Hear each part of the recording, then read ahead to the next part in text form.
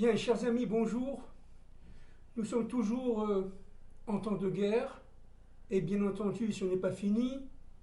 Nous sommes toujours dans les moments difficiles de la guerre de Gaza, et permettez-moi de revenir encore sur ces événements, mais à partir évidemment de nos maîtres, à partir du Zohar, à partir du Ramchal, et à partir de l'ensemble de nos maîtres des secrets.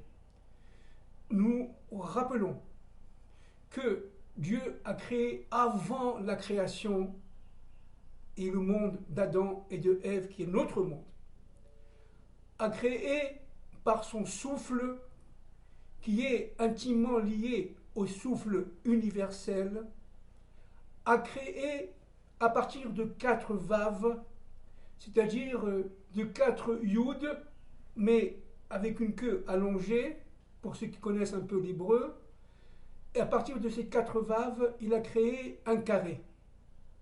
Ce carré étant évidemment remis en place, en ordre, pour former la lettre Mem. Nous avons dit que les vaves représentaient l'extériorité du Mem, que les vaves représentaient les nations, et que véritablement ces vaves sont reliés directement à la Réchimou, au Réchimou, pardon. Le Réchimou, qu'est-ce que c'est que le Réchimou? C'est la trace qu'a laissé Akadosh Baruch Hu, le maître de toute chose, en se retirant vers son infini. En retirant vers son infini, il a laissé, si vous voulez, une étincelle. Mais dans cette étincelle, il y a véritablement un makor, il y a une naissance, qui est ce qu'on appelle le Kav Aelion, c'est-à-dire ce rayon de lumière infinie qui descend jusque dans notre monde. Et on a déjà dit les autres fois que ces différents mondes sont reliés entre eux, non seulement par un plan qui est un plan initial, un plan primordial, un plan initiateur, mais aussi par des fonctions qui sont complémentaires les unes par rapport aux autres. Ok? L'éclatement des vases selon le Harizal, le Hari Akadosh, eh bien, est dû au fait, il y a de nombreuses raisons, bien entendu, à cela. Nos maîtres sont d'accord pour dire qu'il y a de nombreuses raisons, mais le fait fondamental, c'est que le vase n'a pas réussi à concentrer en lui cette lumière, cette infime partie de lumière primordiale. Et évidemment, ils ont implosé.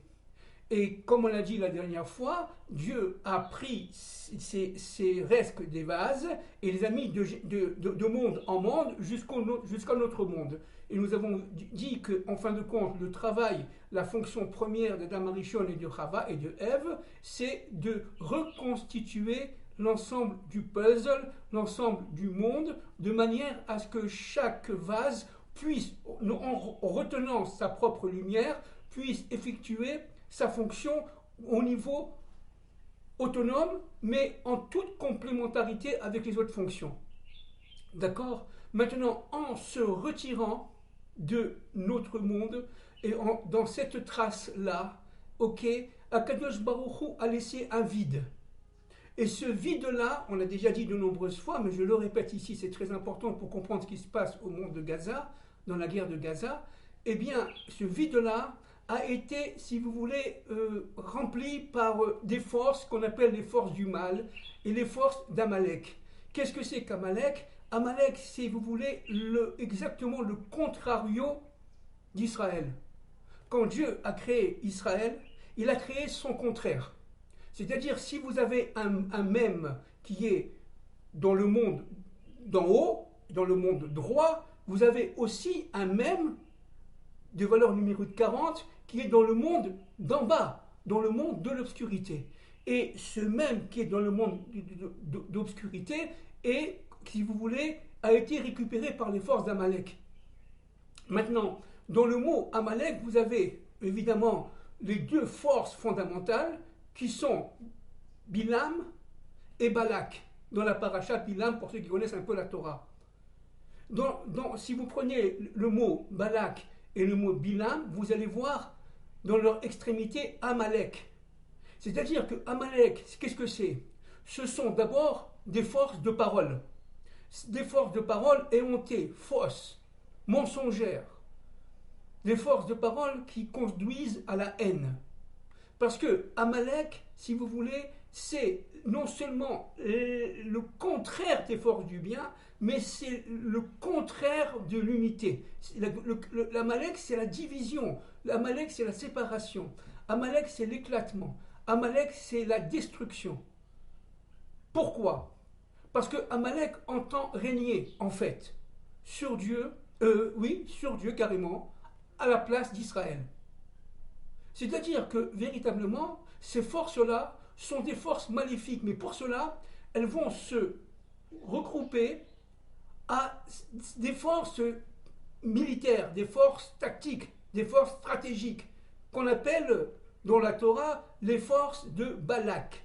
Et comme par hasard, c'est pas pour rien que Balak, c'est un ancêtre de notre aïeul, n'est-ce pas, l'arrière-grand-mère du roi David, Ruth. Je ne sais pas si on s'en rend compte. Ruth descend de Balak. Or, Balak, lui, qu'est-ce que c'est? C'est un prince de Moab, sorcier, bien entendu, sorcier, mais seulement qui a une armée. Et donc, si vous voulez, lorsque l'armée de Balak et la parole mauvaise de Bilam se forment, eh bien, il y a la constitution d'Amalek. C'est ce qui se passe, évidemment, dans la bande de Gaza. Dans la bande de Gaza, il se passe cette formation d'une force qui vient depuis, évidemment, bien avant Bereshit. Nous sommes à la construction d'Israël et des nations par Dieu avant la création. Donc, Amalek, si vous voulez, qui est avant la création, qui va se réfugier dans ces traces de Réchimou, c'est ce qu'on appelle, évidemment, le bouchon, n'est-ce pas, le bouchon de Gaza. Ils vont se réfugier à Gaza, et en se réfugiant à Gaza, qu'est-ce qui va se passer? Il va se passer qu'en fin de compte, chaque élément fondamental d'Amalek, et Amalek, ce n'est pas seulement un peuple antique, ce sont des forces qui reviennent, bien entendu. Bien entendu. Je ne dis pas que les gens qui habitent à Gaza aujourd'hui sont tous des forces d'Amalek. Pas du tout. Il y a là-dedans des gens bien. Mais seulement les forces d'Amalek ont pris le pouvoir.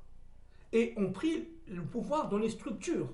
Comme les forces d'Amalek ont pris le pouvoir dans les structures du monde entier. Les grandes firmes multinationales, les banques, etc., elles sont dominées par des forces qu'on appelle des forces amalécites au niveau du secret, bien entendu, de la Torah. C'est-à-dire qu'en fin de compte, elles sont partout. Elles ne sont pas seulement à Gaza. Mais les forces qui sont individuellement et collectivement présentes à Gaza sont des forces qui sont, si vous voulez, essentielles. Ce sont des éléments sources qui permettent aux autres forces d'Amalek dans le monde entier de rayonner et d'assurer leur pouvoir. Si vous voulez, les médias, la mondialisation médiatique, aujourd'hui, repose sur ces forces-là, sur les forces amalécites. Et n'oublions pas que la propagande nazie, et aujourd'hui, ce qu'on appelle le Hamas, utilise, on le voit très bien, les techniques de la propagande nazie. Pourquoi ? Parce que tout simplement, cette propagande n'a jamais disparu, en fait. Elle n'a jamais disparu des rayons d'action des masses médias occidentaux ou non. Elle entend dominer la parole. Parce que ce sont les forces de Bilam, qui a cherché à détruire Israël, qui haït Israël, n'est-ce pas? Elles se sont regroupées à travers les médias, et les médias dits occidentaux, n'est-ce pas, financés par ces forces-là, de manière à pouvoir désinformer, mésinformer, avec une parole absolument mensongère, dénuée de tout fondement logique, et qui va tout simplement essayer de formater la conscience collective, la conscience universelle et la conscience individuelle. Alors, il s'agit ici, bien entendu, d'un conflit ontologique des forces, comme a dit le Premier ministre Benjamin Netanyahou hier, et ce n'est pas le seul à le dire, bien sûr, une guerre ontologique des forces de la lumière contre les forces des ténèbres. Le président Biden en Israël l'a dit aussi. C'est évident. Maintenant, comment cela fonctionne? Alors cela fonctionne d'une manière extrêmement, en fin de compte, extrêmement simple. Chaque élément qu'on a dit d'Israël forme pour le bien un monde, contient en lui, d'une manière individuelle et d'une manière collective, les forces du bien, qu'on le veuille ou qu'on ne le veuille pas. Les forces amalécites, qui est le contraire d'Israël, et des peuples descendants d'Adam et de Ève, parce que, encore une fois, Amalek veut détruire Israël pour prendre sa place de manière à dominer le monde, bien entendu, eh bien, ces forces-là, amalécites, eh bien, vont avoir en elles, dans leur intériorité, des forces qui sont redoutables, mais qui sont tout simplement obscurcies, obscurissantes et mortifères. Et ces forces-là, elles vont, comme la terre de Gaza est une terre qui attire les forces, aujourd'hui pour le mal, elle attire les forces du mal, parce que c'est une terre sainte. Qu'est-ce que c'est qu'une terre sainte? On l'a déjà dit. C'est une terre qui relie le ciel et la terre. Mais cette terre sainte qui relie le ciel et la terre a un rôle fondamental. C'est de mettre en place les conditions de réussite du plan de Dieu. Or, Amalek a en lui les conditions qui permettent, au contraire, à mener le plan de Dieu à sa propre échec, à son propre échec. Les forces d'Amalek ont, si vous voulez, d'une manière absolument parallèle, autant de forces que les forces d'Israël, mais à l'envers. Pourquoi? Alors je vais essayer de vous expliquer ça par rapport au cadre que j'ai mis derrière, qui est un cadre de mon salon, un des cadres que j'aime beaucoup, qui a été évidemment fait par un grand peintre, qui est un de mes maîtres, de mes artistes, qui est décédé il y a quelques années en Israël, qui s'appelle M. Shraga Weil. M. Shraga Weil, qui habitait un moshav à côté de Netanya, dans le nord d'Israël, à 20 km à peu près de Haïfa, sur le point Méditerranée, sur la Méditerranée. Eh bien, c'est un Nitzoi Shoah, c'est quelqu'un qui est malheureusement une ancienne victime de la Shoah, qui a été libéré et qui a dessiné énormément de peintures, qui sont d'ailleurs toutes extrêmement profondes, habitées par un souffle, j'allais dire un souffle très profond, métaphysique, venant des autres mondes.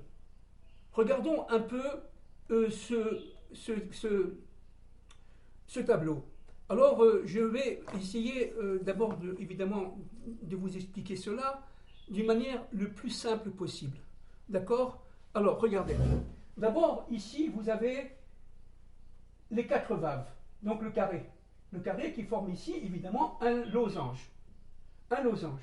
Ce losange-là représente, en fin de compte, regardez, le mont Sinaï. Vous voyez, le mont Sinaï. Mais aussi, vous avez l'autre monde, le monde obscurci, qu'on pourrait dire le monde dominé par les forces du mal, par les forces d'Amalek aujourd'hui. C'est le mont Sinaï inversé.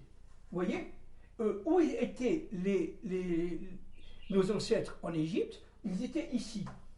Vous voyez, ils étaient ici. Vous avez ici 49 degrés de pureté, et vous avez ici 49 degrés d'impureté. Lorsque les fils d'Israël sont arrivés aux 49 degrés d'impureté, ils ont été, pour ne pas tomber dans le 50, c'est-à-dire dans le Noun inversé, on en a parlé suffisamment, n'est-ce pas? Le Noun étant lié à la Bina, mais inversé, du monde inversé, eh bien ils ont été sauvés par Moïse sur les ordres de Dieu, et ils sont arrivés ici. Vous voyez? Ils sont arrivés au port du mont Sinaï. Moïse est monté, degré par degré, avec des difficultés immenses d'ailleurs, entre parenthèses, parce que les autres forces n'ont pas laissé à Moïse la possibilité de le faire, que ça c'était notre problème, et il a monté pour recevoir la Torah. Vous voyez ici, regardez, Monsieur Schragavail a dessiné une lumière. Cette lumière-là, c'est la lumière de la Torah. Cette lumière-là, c'est la lumière de la Torah, tu vois, qui vient d'en haut, qui vient du 50 d'en haut. Alors évidemment, je répète, Dieu réside partout. Évidemment, Dieu réside partout. Yudke Vavke réside partout. Mais ici, au niveau des mondes d'obscurité, il s'habille en force d'Elohim. C'est le même Dieu, bien entendu, c'est le même Dieu. C'est le même Dieu. Ok?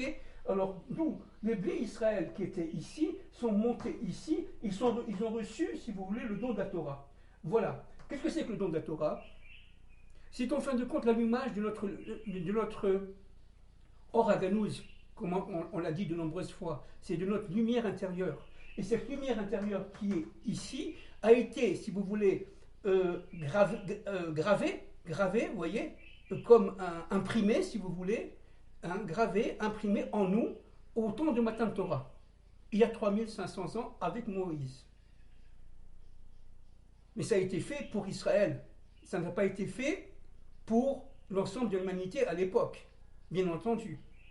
Maintenant, le travail de Moïse, ça a été de monter tout seul pour recevoir Matan Torah, de redescendre pour donner au peuple d'Israël. Et le peuple d'Israël a eu cette mission fondamentale, après Moïse, de descendre dans toutes les nations, vous voyez, c'est l'exil du peuple d'Israël, jusqu'à arriver ici, et de évidemment pénétrer l'ensemble des mondes des nations, vous voyez, ici, regardez, il y a beaucoup de fleurs, il y a beaucoup de végétation, il y a beaucoup de feuilles, mais c'est très obscur. Plus on descend, et plus c'est obscur. Vous voyez? C'est-à-dire, nous sommes ici. Alors, nous sommes où au niveau du monde aujourd'hui? Nous sommes ici, au niveau du monde, nous sommes ici. Ça veut dire dans un monde extrêmement obscur, où on ne voit rien du tout, où on a l'impression que tout est matière, où on a l'impression que tout est nature. Regardez, ce sont des feuilles de la nature.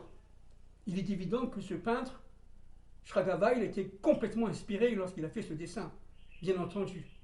Maintenant, tout le travail de l'humanité, ok, sous le contrôle, j'allais dire, du Mashiach, du Messie. Et qu'est-ce que c'est que le Messie? On le sait. Le Messie, c'est Moïse qui revient, nous on le sait, exactement, d'accord? Maintenant, sous le contrôle du Messie, et sous les ordres de Dieu, bien entendu, un seul maître de l'histoire, eh bien, l'humanité va doucement monter, mais avec pètre et fracas. Parce que les forces ici sont les forces du mal. Elles sont tout à fait intégrées à notre monde. Et ces forces du mal qui sont intégrées dans notre monde font tout faire pour nous empêcher. Alors c'est la désinformation, c'est les mauvaises nouvelles qu'on entend, c'est les fake news qu'on entend, c'est tout simplement le mensonge, la haine. Alors pourquoi Amalek est haineux? Pourquoi Amalek est haineux? Comment ça se fait qu'ils ont tué comme ça, d'une manière aussi terrible, aussi animale, inhumaine, des pauvres gens qui étaient en train de dormir sur leur lit? Quelle est la force intérieure? Cette force intérieure, vous voyez, c'est la force de bonté qui se transforme en haine. Vous comprenez? Autant l'homme doit être bon, autant il est capable d'être haineux. Mais si il descend, il arrive ici au niveau de la haine vraiment très persistante, eh bien cet homme-là cesse d'être un être humain. Il cesse d'être descendant d'Abraham, d'Isaac et Jacob pour nous, bien entendu, et descendant de Adam et de Ève. Parce qu'un descendant d'Adam et de Ève, non juif, n'a pas la possibilité de faire cela. C'est pas possible. Parce qu'il a cette lumière allumée, même si elle est très éteinte en lui, mais il a toujours ce point-là, ce moteur allumé qui est en lui. Stop. Les 10 commandements, n'est-ce pas? Les 10 commandements. N'oubliez pas les 7 lois de Noé. Noé a reçu cette loi qui se démultiplie presque à l'infini, d'ailleurs, disent nos maîtres, et que Noé a reçu cette loi, notamment le fait de ne pas assassiner, de ne pas tuer son prochain. et de respecter par le principe de justice l'autre, entre autres, respecter ses parents, etc. C'est-à-dire que Noé n'était pas juif, il ne descendait pas il descendait pas d'Abraham et d'Isaac et de Jacob. Noé, c'est 10 générations avant Abraham et Sarai. Maintenant, tout le travail qui nous incombe à Gaza, c'est tout simplement ici de dégager les forces du mal, de manière à nous libérer de leur emprise, à nous libérer de leur emprise. Le but, c'est pas seulement de sauver Israël, bien entendu, Israël étant, on le sait, un microcosme de l'humanité. C'est de libérer Israël pour sauver l'humanité. Donc, il est évident que les informations vont être de plus en plus désinformées, diffamantes et fausses. Parce que nous rentrons véritablement dans un univers de combat contre les forces d'obscurité. Et ces forces d'obscurité qui ont la vision qui devance celle du bien, eh bien, tout simplement se prémunit par la désinformation, par le fait qu'on soit tous formatés à l'université et ailleurs par des forces qui nous dépassent complètement. Le but est de retirer, le but d'Israël aujourd'hui à Gaza est de retirer ces forces-là de manière à ce qu'elles ne puissent pas se répandre dans le monde entier. Dans le monde entier. Parce que qu'est-ce qu'est le but? Maintenant vous avez compris. Le but, c'est quoi? C'est tout simplement d'amener l'humanité au niveau du matin de Torah. Mais cette fois-ci, ce n'est pas seulement Israël, c'est l'humanité. Parce que l'humanité va être ici, au bord, voyez, du mont Sinaï. Au bord du mont Sinaï. Moïse, c'est-à-dire le Messie, va monter, recevoir ce que Adam et Ève ont déjà reçu auparavant, les premières tables de la loi. Et ces premières tables de la loi, elles sont absolument saintes et elles permettent de faire l'union entre tous les éléments historiques.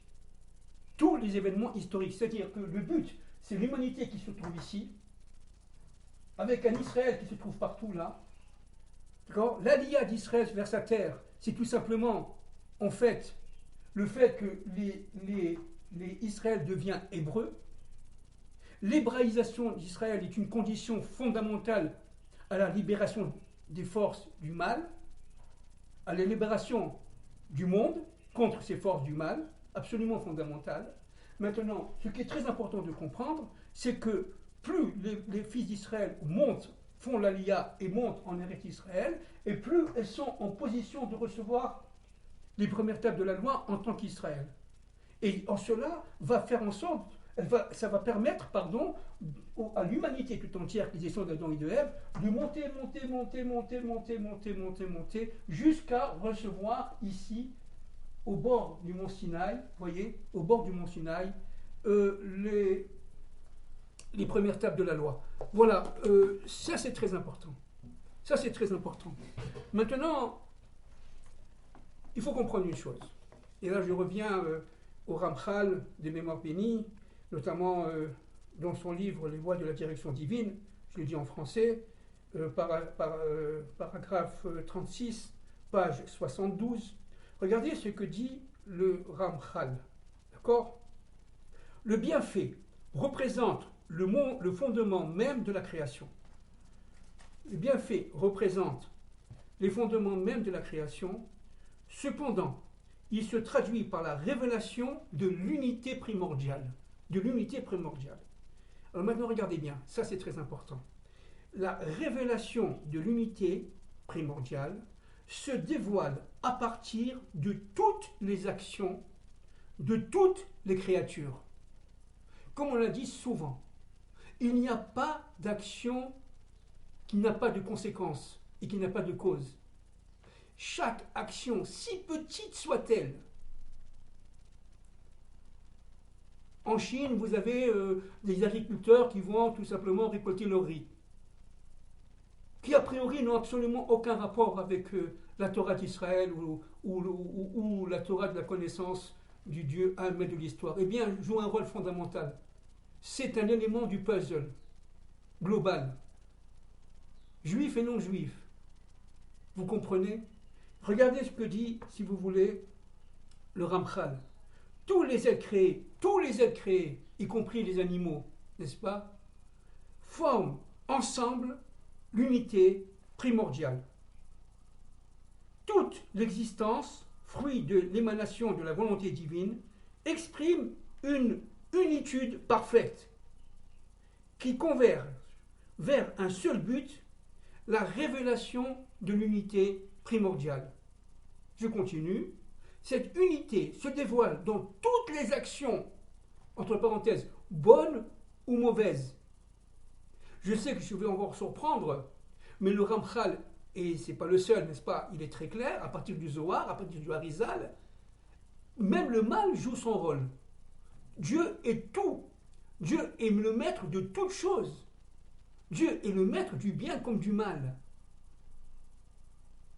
Et le travail du Messie, c'est tout simplement de redonner un sens à ce mal qui va perdre sa substance, qui va disparaître en tant que force, mais qui va s'insérer dans le bien. On va comprendre pourquoi il y a eu cette guerre de Gaza, etc., etc. Mais après, une fois que le Messie viendra, pourquoi? Parce que le Messie va nous faire monter, nous, Israël, nous, les Hébreux, vers la Bina, vers le 8e degré, vers ce qu'on appelle l'intuition prophétique. Et c'est pour ça que le prophète dit qu'à ce moment-là, eh bien, même un enfant en Israël, même un vieillard en Israël, sera devenu prophète, homme et femme, prophète et prophétesse.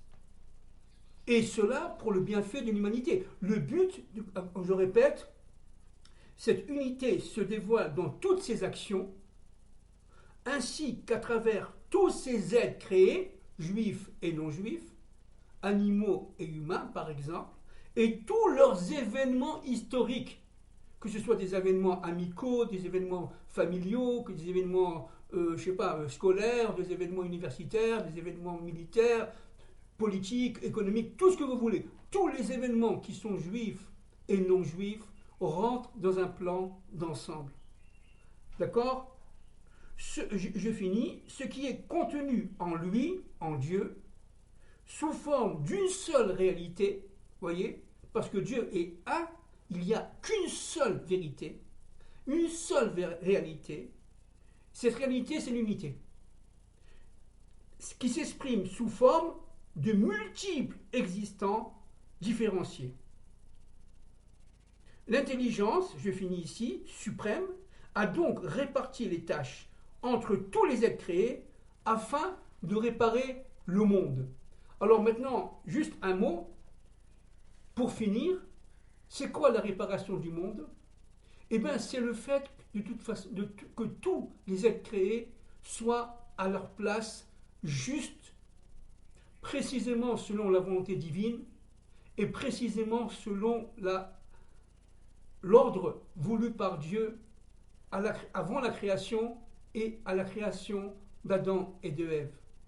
C'est-à-dire faire resplendir le plan humain, mais à partir du plan divin. À partir du plan divin. Et à partir du plan divin uniquement. Tous les événements historiques, y compris les événements guerriers, les événements maléfiques, eh bien, ont un sens. Mais c'est un sens, on l'a déjà dit de nombreuses fois, caché. Donc, comprenons bien que le retour d'Israël sur sa terre ne peut être que prémisse, qu'annonciateur du retour des nations vers leur Dieu. Le retour d'Israël sur sa terre va lui permettre de se connecter, évidemment chacun à son niveau, quand Dieu veut, mais chacun selon sa vision intérieure, parce que nous, en Israël, nous ne sommes pas égaux, chacun a son niveau de perception, bien entendu. Pourquoi? On le sait maintenant, parce que chacun représente un monde dans l'universel. Et au niveau des forces du mal, c'est exactement la même chose. Dans les forces du mal, vous avez chaque individu qui représente un monde qui est certes obscur, certes dans le monde maléfique, mais ce monde-là existe. J'allais dire dans les autres mondes. Et donc, si vous voulez, le travail du Messie, c'est de reconstituer à partir du mont Sinaï droit, vous voyez ce que je vous ai montré tout à l'heure,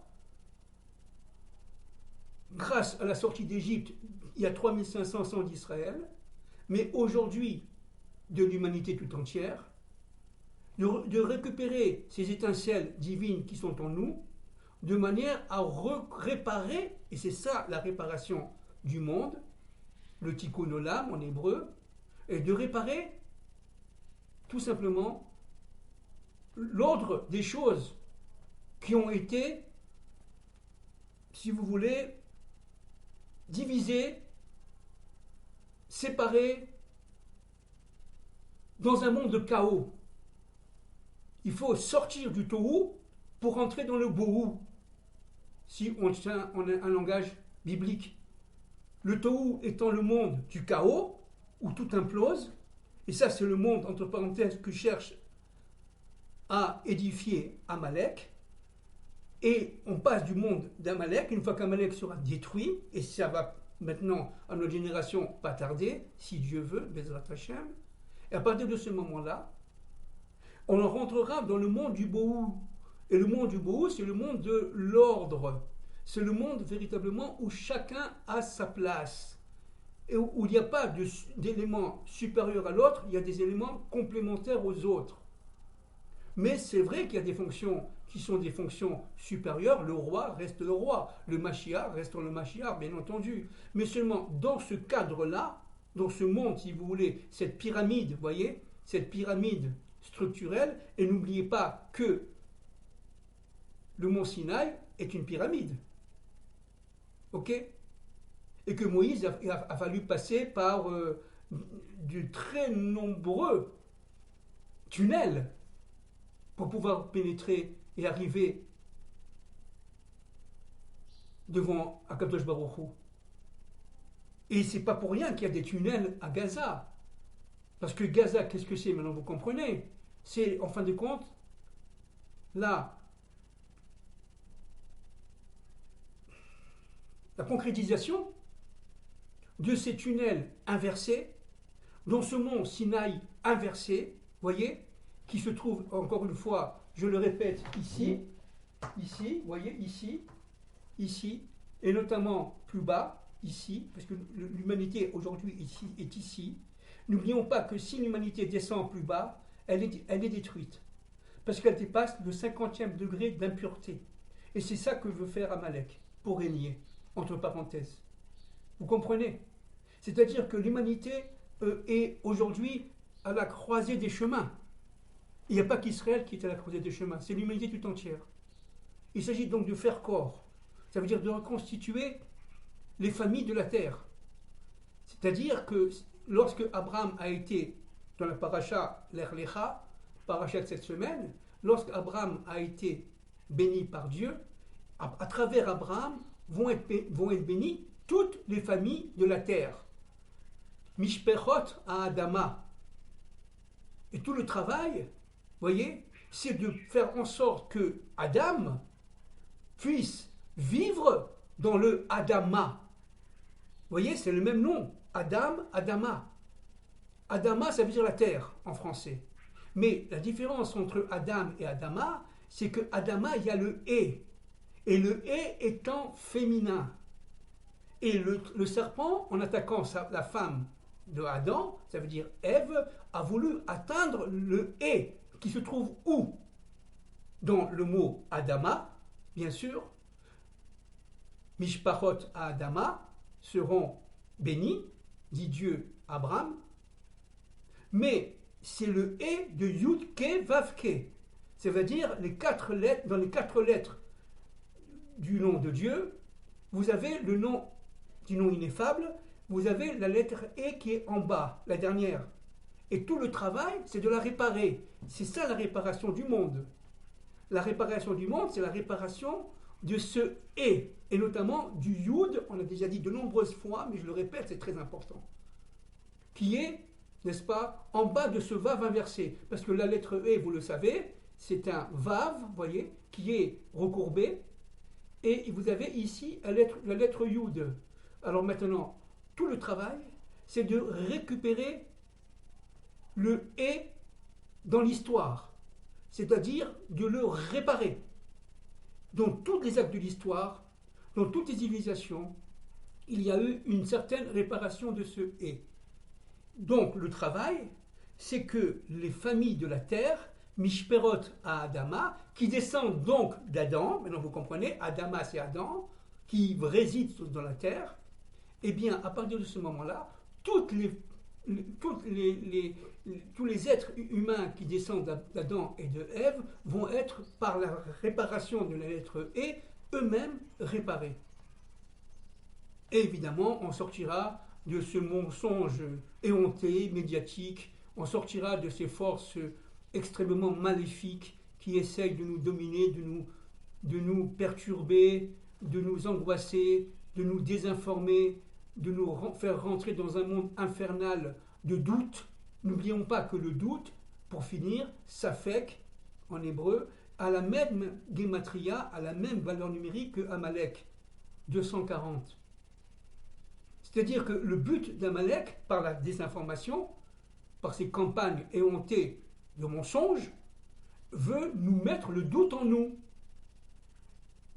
Et nous qui descendons d'Adam et de Ève, comme nous avons cette force qui permet de reconstituer le Aleph, l'unité qui est en nous, grâce à ce qu'on appelle, regardez la lumière là, hein, Matan Torah, qui est dans ce carré, vous voyez, dessiné par le peintre Shragavail, eh bien cette lumière divine qui est en nous, à nous humains, juifs et non juifs, bien entendu, juifs et non juifs, eh bien cela va nous permettre de nous connecter au divin, individuellement comme collectivement. S'il y a une lumière individuelle, Abraham l'a reçue, Sarah l'a reçue, il y a une lumière collective, les familles de la terre, Mishperot Adama, n'est-ce pas, qui l'ont reçue aussi, et qui vont la reconnaître. Et tout notre travail à nous, c'est de rétablir, si vous voulez, non, c'est pas le mot rétablir, qui va refléter, voilà, qui va refléter cette lumière qui est en nous. Donc, soyons encore une fois unis. J'oublie de dire une chose très importante, n'est-ce pas?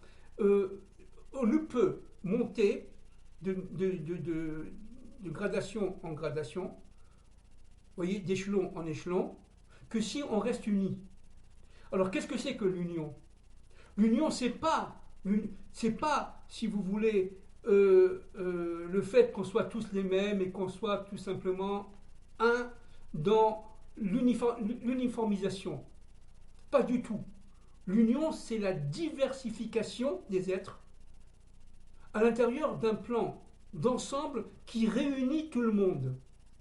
Le peuple d'Israël, pour être un, il doit d'abord connaître quelle est l'intensité de l'édification de chacun et quel est notre propre monde à chacun d'entre nous, Israël. Et ce n'est qu'à la fin qu'il peut y avoir, tout simplement, dit le Maharal de Prague, eh bien, la véritable union du peuple hébreu. Parce que l'union du peuple hébreu, elle a deux niveaux. Un premier niveau extérieur, on a déjà dit, et Baruch Hashem, aujourd'hui, grâce ou à cause de la guerre de Gaza, on passe d'une division éhontée, terrible, destructrice, mortifère, à l'union pour le bien, parce que tout le projet de Dieu, c'est pour le bien. Mais cette union-là qu'on vit aujourd'hui, elle est extérieure. Quand est-ce qu'on sera véritablement le peuple de Dieu, le peuple un de Dieu? Lorsqu'on recevra les premières tables de la loi. C'est-à-dire cette lumière à Ganouz, ce or à Elion, qui est, n'est-ce pas, dessiné par le peintre et qui est en nous. Donc on n'est pas encore dans l'unité absolue de Dieu. On est dans une unité en Israël aujourd'hui avec la guerre de Gaza, extérieure, d'extériorité. C'est déjà très important, c'est déjà fondamental, mais ce n'est pas suffisant. Et si vous voulez, l'universel, c'est exactement la même chose. Il faut qu'elle passe d'abord par une certaine unité, organiser les formes du bien, et y compris au niveau militaire. C'est ce qui commence à se passer avec les États-Unis d'Amérique, avec la France qui veut organiser une puissance d'attaque contre les forces du mal, etc. Oui, c'est très important, mais ce n'est pas suffisant. C'est pas suffisant. C'est une condition sine qua non. C'est une condition absolument nécessaire, mais non suffisante. Quand est-ce que ça sera suffisant? Lorsque l'humanité, grâce à Israël, et à partir d'Israël et de Jérusalem, recevra cette lumière qui est en elle, c'est-à-dire va être éclaircie à chacun d'entre nous, juifs et non-juifs, de manière à ce que chacun, chez les non-juifs, vont recevoir leur place inhérente à la création et à la volonté du Dieu un, mais de l'histoire. Donc c'est quelque chose d'absolument fondamental ce que nous vivons à travers la guerre de Gaza et à travers les guerres qui s'annoncent évidemment dans le nord et la guerre de Gog et Magog qui s'annonce aussi, la fin de la guerre de Gog et Magog, la dernière étape avant l'arrivée du Mashiach et le dévoilement du troisième temple de nos jours, si Dieu veut. Merci beaucoup.